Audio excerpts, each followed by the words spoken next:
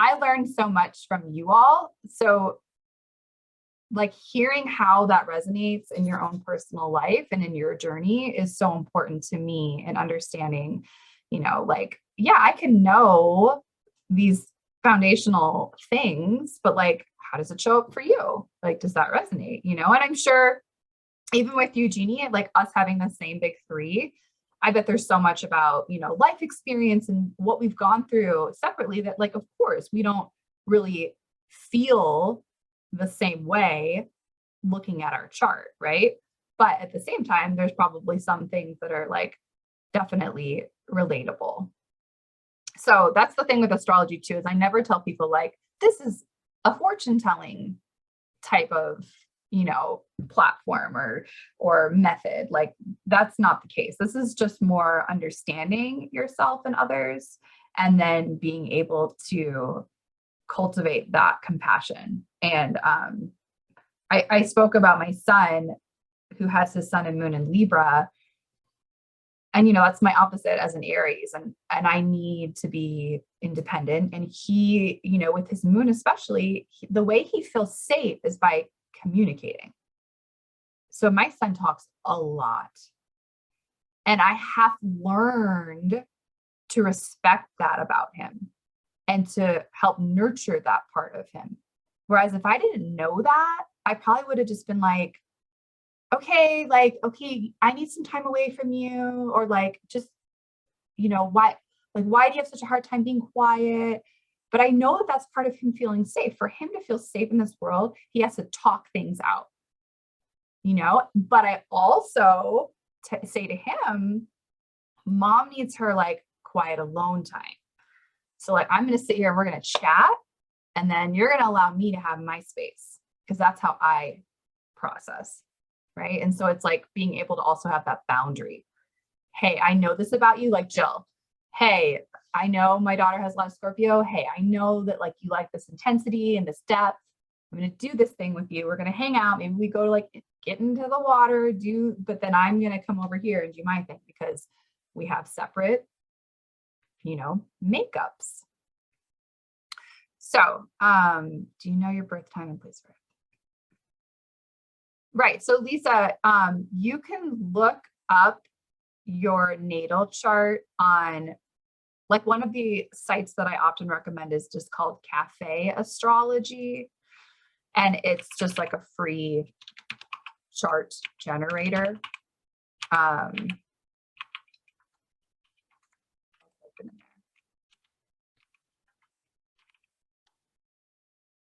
have, let's see, it erased the birthdays. Oh no, I wrote it down. I have a book actually. So Lisa, type your birthday into the chat, and I can at least tell you your moon sign, because I have a book. So The Only Astrology Book You'll Ever Need by Joanna Martine Woolfolk, I can also write that in the chat, has tables in the back, and you can look up your moon sign by like year. And that's where I went to massage school, was in Kailua. Oh, that's so funny. Okay, 1969. So so it's saying Leo, but it's saying that for the 28th exactly. So like it's you would have to look at your chart, because it might have still been in Cancer at that point, but it's saying Leo. So Lisa, let's do a little fun like activity. So for you to feel safe and secure in the world, do you feel like it's more important for you to give and receive nurturance? Or do you feel like it's more important for you to feel creatively self-expressed?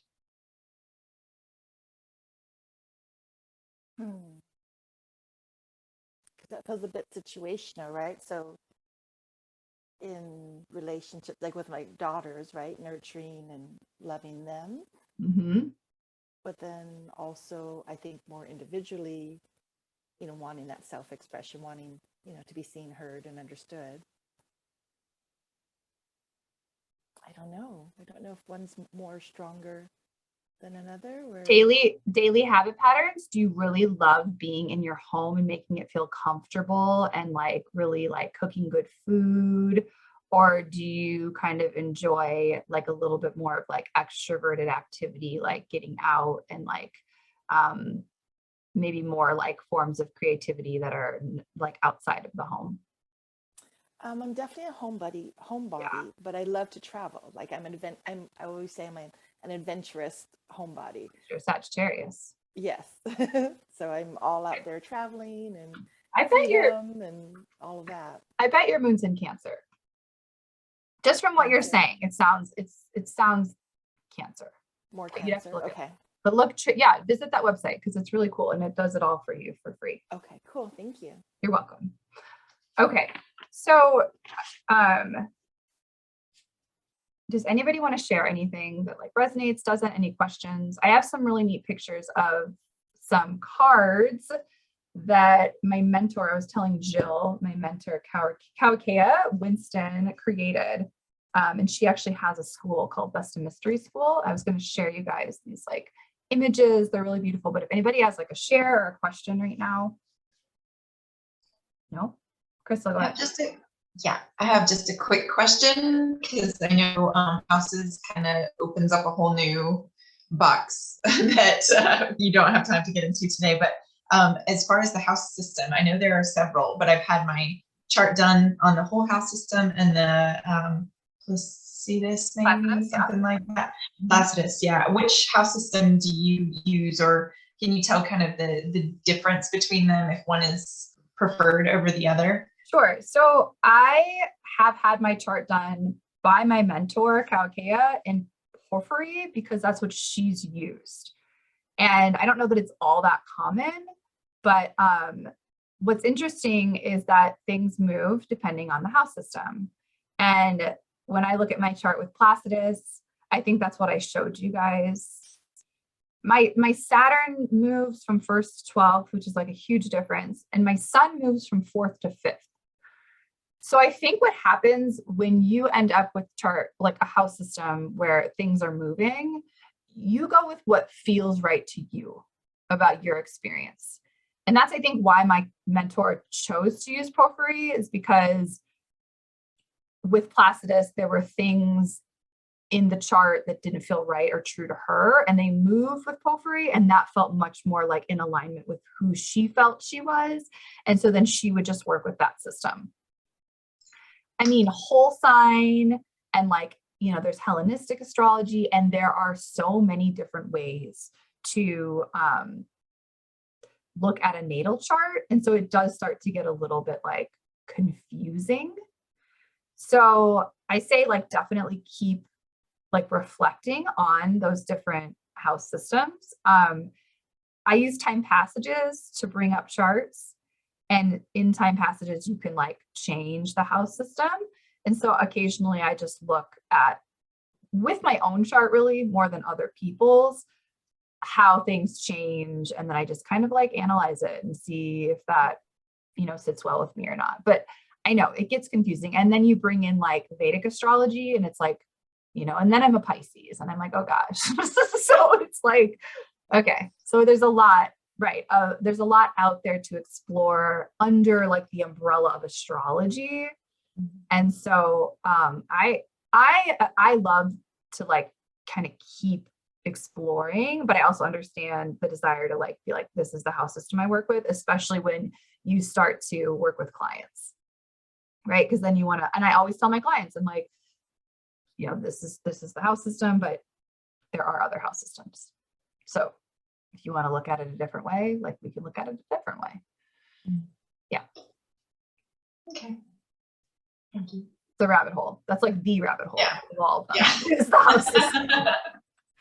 I bought a book on Vedic astrology and I had to put it aside because I just started kind of learning, you know, what is it? The tropical zodiac, I guess, is the one that we're all used to. And I started reading Vedic astrology and I'm like, wait, I'm a Leo now? I know. This is really confusing. Crazy. Yeah. And it's like the chart is like squares. I'm like, oh my gosh.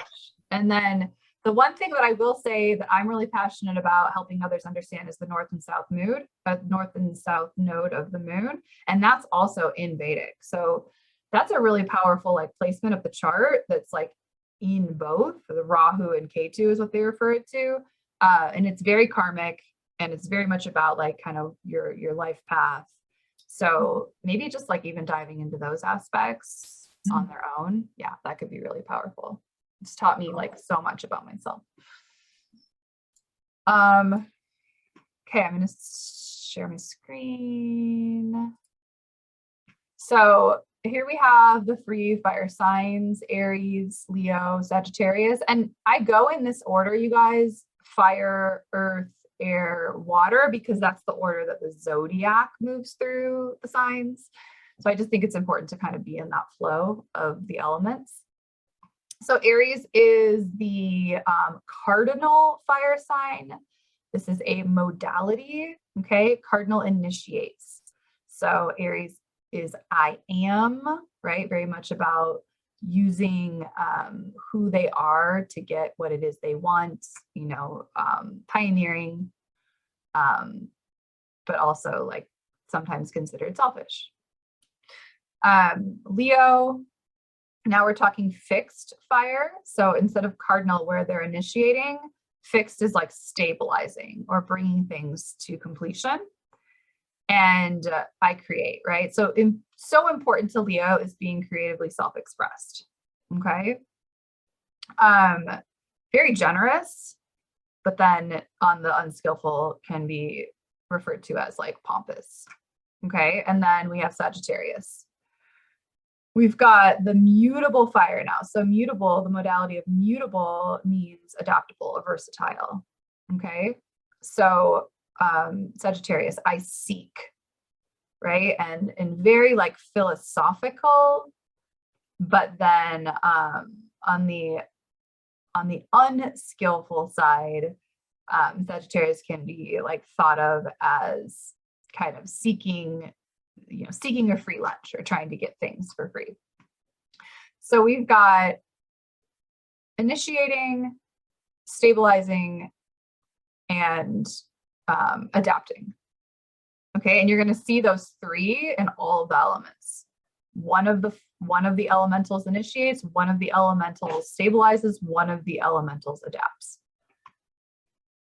I'm just going to close this one out and then I'll show you guys. So these cards are so fun, and you can order these off of her site. I can include it in the chat. But she gives you like both the archetype, right? So Aries is the ram, Leo is the lion, Sagittarius centaur or the archer. She gives you the I should, what would you call this? The yin or yang, so the energy, but all fire and air are yang, all water and earth are yin. And then she has like a quote to kind of express how this sign shows up in the world. And then she has skillful and unskillful traits for each sign. So I love these cards, and they're really fun and they're pretty. Okay.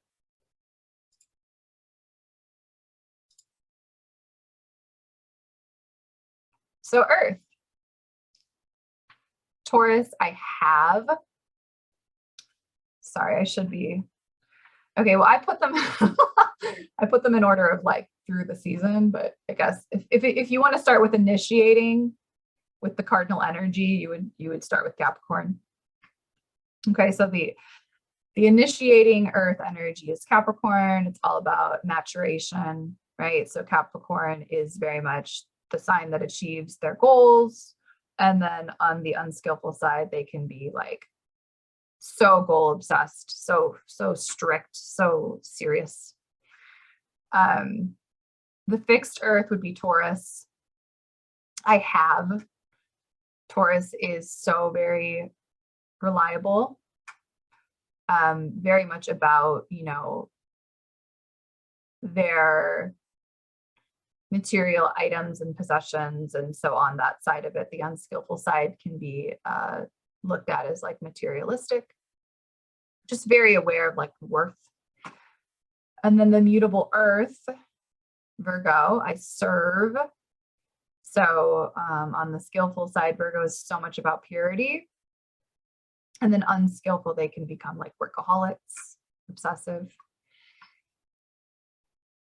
Okay. And then, so Taurus is the bull. It's a yin sign. Virgo is the virgin, the yin sign. And I like to think of this as like purity, right? It's like so awkward that they call it the virgin. I'm like, okay, purity, purist. And then Capricorn, the mountain goat, always climbing. Also a yin sign. It's funny with Capricorn, right? Because you, in some schools have thought this is like the father, but it's also a yin sign. So it's like also, it's a feminine sign. All right. And then the 3 air signs. So we've got cardinal air being Libra, all about balance. So initiating air. On the skillful side, Libra is very fair. Unskillfully, Libra can be like superficial, very much about like who they know and are in connection with.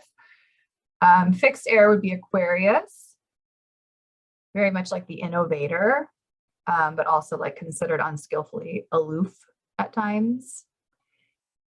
And then Gemini being the mutable air, all about I think. So Gemini is very communicative, but then on the unskillful side, like sarcastic, right? And Gemini, sorry, let's start with Libra is the scales, because they're very much about justice. It's a yang sign. Aquarius is the water bearer. So Aquarius brings the truth. Aquarius gets confused, I think, a lot by people like, because it's a water bearer, that it's a water sign, but the water bearer just means that the truth is coming out. And then Gemini, the twins, also, these are all yang signs. And there's a duality to Gemini, why it's referred to as the twins. And then our water signs. So cardinal water being Cancer, all about I feel, extremely nurturing, but then can become like suffocating, right? Too much nurturing. Fixed water, Scorpio, all about I transform. So great healing capabilities, but then just like unskillfully can become obsessed with darkness. And then mutable water is Pisces, all about I believe. So Pisces on the skillful side is very much about like compassion for humanity. And then unskillfully, Pisces can lack boundaries. So Cancer is the crab, the yin sign, and the crab, because it loves to pull into its home or its shell to where it feels safe, right? Also, like forward, side to side movement is typical of Cancer, not forward movement. Scorpio is the phoenix, right? Because it can go down into the depth and the darkness and rise back, transformed or transmuted, yin sign. And then Pisces, the fish, the fishes. So again, Pisces is kind of like swimming around in all of the waters. It's like boundless, right? And it's also a yin sign. Okay. So my partner is super into like anime. So did you see his background? His anime, like, he's into it, so into it. Oh, bye, Jill. I didn't see that. So any questions about the 12 signs of the zodiac and or like the yin yang qualities? No?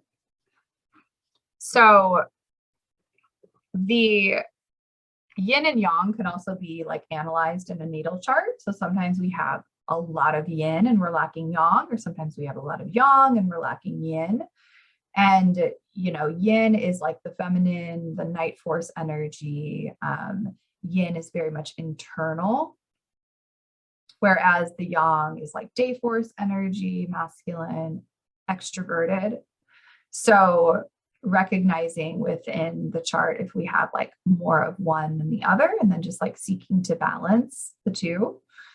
And with the modalities, the same, right? So we've got those three modalities of cardinal, which is that initiating energy, fixed, which is like that stabilizing, bringing things to completion energy, and then mutable, which is versatile, adaptable, can kind of go where it's needed. And again, we might have a lot of one or lack others. And there's ways to balance that out, but also just like being aware. My chart, because I have so much Taurus and Scorpio, is highly weighted in fixed energy. So do I get things done? Absolutely. Like if I show up for something, or if I say I'm going to be there, or if I sign up for something, like it's going to be completed. But on the unskillful side, oftentimes with fixed energy, there is that desire to kind of do it the way that we see best, right? Like it's always worked for me to do it this way, like just leave me alone and let me do it.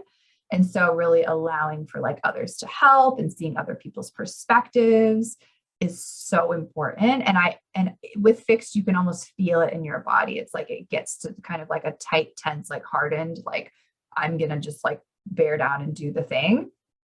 Whereas imagine if you have a lot of mutable energy in your chart, you're almost like you're going here and there and everywhere all the time, that you're lacking some of like that grounding. And when you have a lot of cardinal, then you're always excited to like begin something new and fresh. Like I want to do this and I want to do that too. And I want to do this one. And then like nothing gets actually done.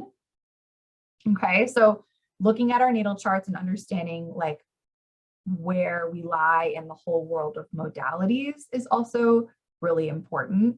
And then just being aware, but also kind of learning how to balance that out or temper some of what we have a lot of is important. And then lastly, I just want to mention with the 12 signs that they were basically developed from the planets, right? So understanding the energy of each planet is really important to also understanding like where the sign came from. And so there's always going to be a ruling planet for each sign. And for some of the planets, there's 2 signs. And so you'll recognize the qualities of that planet within that sign. Okay. And every house, those little pie charts you saw in my natal chart, is also ruled by a sign. Okay. So you've got like within those foundational parts and pieces of astrology, you've got this like overlap that I believe is really helpful, because you're constantly being reminded of like the planetary energy, how it shows up in that sign, how that sign shows up in that house, right? Okay, does anybody have questions? I know that's like a lot of information to digest. No questions. Yay. All right, you guys, I'm so grateful for you all showing up. This has been really fun. And I hope that there are some like parts and pieces that you felt like you could kind of take away and incorporate into your life. Yeah, you're so welcome. And I will, I guess, be posting like 2 recordings. I don't really know. We'll see how I can make that like work. But yeah, you're so welcome. And if you guys are ever interested, like down the line here in Kairos and like having another astrology class, you just let me know, because we could definitely dive a little bit deeper on all of this. This was awesome. Thank you, Sarah. You're welcome. Thank you for showing up. I really appreciate this is it. great. Thank you, Sarah. Really You're awesome. welcome. You ladies have like a beautiful day. I don't know. It looks like it's sunny by you, Babs. It's really sunny out here. So Crystal's like, not so much. It's rainy, so I'm going back to my bedroom to paint. I love it. I started. Gotta finish it. Yes. Awesome. All right, ladies, I'll see you in class. Yeah. Mwah. Bye. Bye.